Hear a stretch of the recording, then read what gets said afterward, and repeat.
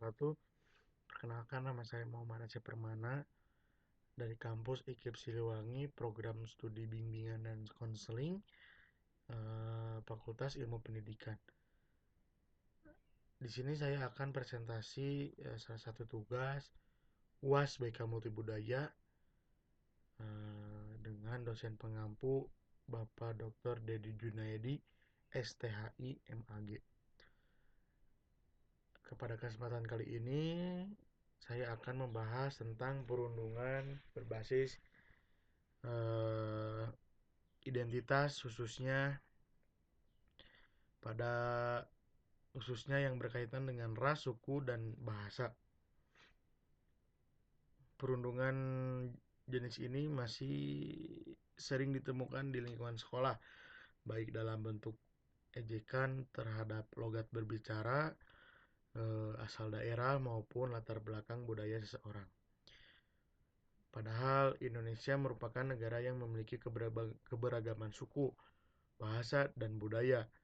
Perbedaan tersebut seharusnya menjadi kekayaan bangsa, bukan menjadi alasan untuk membedakan atau merendahkan orang lain. Dalam kasus ini, saya akan menjelaskan bagaimana seorang konselor sekolah berperan dalam mengidentifikasi penyebab terjadinya perundungan, memberikan intervensi kepada pelaku maupun korban, serta membangun budaya sekolah yang lebih inklusif dan menghargai keberagaman. Di sini ada kasus. Nah, kasus yang saya bahas adalah seorang siswa pindah yang berasal dari daerah pelosok. Karena berasal dari daerah yang berbeda, siswa tersebut memiliki akses bahasa daerah yang cukup kental ketika berbicara. Selain itu, ia juga berasal dari suku yang jumlahnya sangat sedikit di sekolah tersebut. Jadi kondisi ini membuat sebagian teman-temannya menganggap dirinya berbeda. Perbedaan tersebut kemudian menjadikan bahan candaan dengan cara meniru logat berbicaranya, mengejek, bahkan mengolok-olok asal daerahnya. Perundungan yang dilakukan secara terus-menerus akhirnya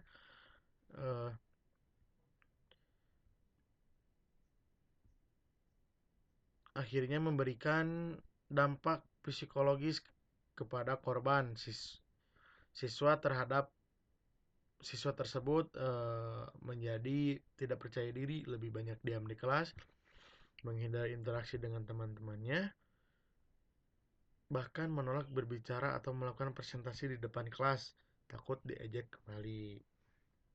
Kasus ini menunjukkan bahwa perundungan tidak selalu berbentuk kekerasan fisik, tapi juga bisa berupa kekerasan verbal dan sosial yang berdampak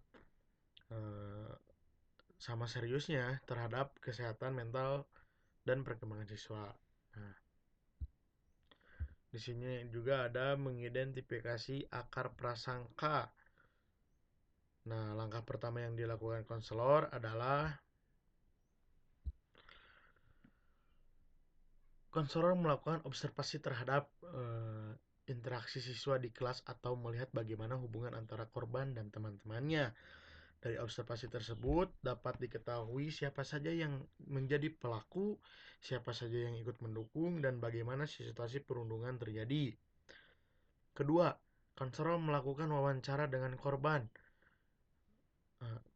pelaku, guru mata pelajaran, serta wali kelas. Tujuannya adalah memperoleh informasi yang lengkap dari berbagai sudut pandang sehingga penyebab masalah dapat diketahui secara objektif. Ketiga, konselor mengidentifikasi adanya stereotip terhadap suku atau dialek tertentu. Misalnya ada anggapan bahwa logat daerah terdengar lucu, aneh, atau kurang baik sehingga dijadikan bahan ejekan. Selanjutnya, konselor menggali apakah prasangka tersebut dipengaruhi oleh lingkungan keluarga, teman sebaya, sosial, atau kebiasaan yang berkembang di masyarakat. Terakhir, konselor menilai apakah penyebab utama perundungan adalah kurangnya pemahaman siswa mengenai keberagaman budaya. Jika siswa belum memahami bahwa setiap daerah memiliki bahasa dan budaya yang berbeda, maka mereka akan lebih mudah memiliki prasangka negatif terhadap orang yang berbeda dari mereka. Jadi dapat disimpulkan bahwa akar prasangka biasanya muncul karena stereotip, kurangnya pengetahuan tentang keberagaman, serta kebiasaan mengejek yang dianggap sebagai candaan biasa. Selanjutnya ada integrasi intervensi integ, strategi intervensi untuk pelaku. Nah, jadi yang bisa dilakukan oleh konselor setelah mengetahui penyebabnya, konselor perlu memberikan intervensi yang tepat pada pelaku.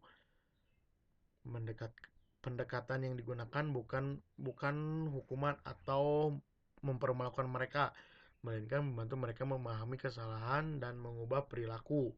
Strategi pertama adalah memberikan bimbingan klasikal mengenai pentingnya menghargai keberagaman, toleransi, dan dampak buruk perundungan terhadap korban. Nah, strategi kedua yaitu mengadakan diskusi kelompok. Dalam diskusi ini, siswa diajak berbagi pendapat mengenai pentingnya menghormati perbedaan serta belajar menyelesaikan konflik dengan cara yang positif.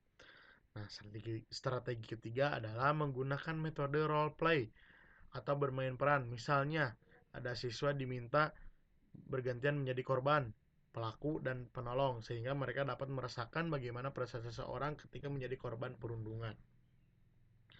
Selanjutnya, konselor dapat memberikan konseling kelompok kepada pelaku. Kegiatan ini, konselor membimbing siswa untuk menyadari dampak perilaku mereka tanpa memberikan hukuman yang membuat mereka malu di depan teman-temannya. Selain itu, konselor juga memberikan penguatan positif kepada siswa yang mulai menunjukkan perubahan perilaku, misalnya menghargai teman, menggunakan bahasa yang sopan, dan tidak lagi melakukan ejekan. Melalui berbagai strategi tersebut, diharapkan pola pikir siswa berubah dari yang semula dipenuhi stereotip menjadi sikap empati, saling menghormati, dan mampu menerima keberagaman.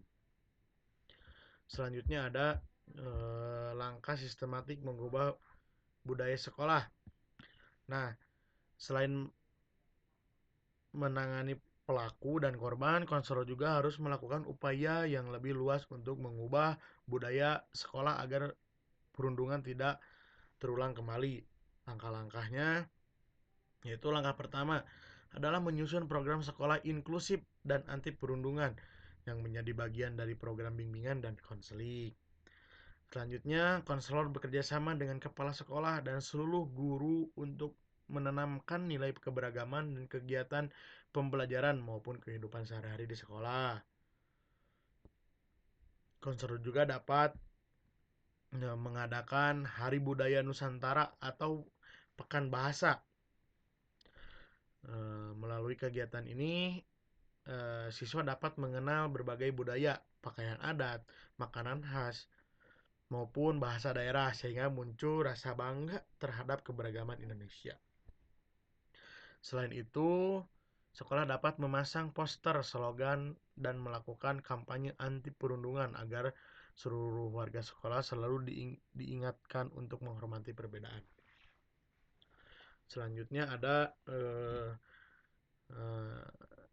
program lain yang bisa dilakukan adalah membentuk peer counselor atau duta anti bullying. Siswa yang dipilih akan membantu teman-temannya apabila terjadi masalah serta menjadi contoh dalam menciptakan lingkungan yang saling menghargai. Yang tidak kalah penting adalah melibatkan orang tua melalui sosialisasi mengenai pentingnya toleransi sehingga nilai-nilai tersebut diterapkan baik di rumah maupun di sekolah. Dengan langkah-langkah tersebut diharapkan tercipta budaya sekolah yang aman, nyaman, inklusif, dan menghargai setiap perbedaan bahasa, suku, maupun budaya.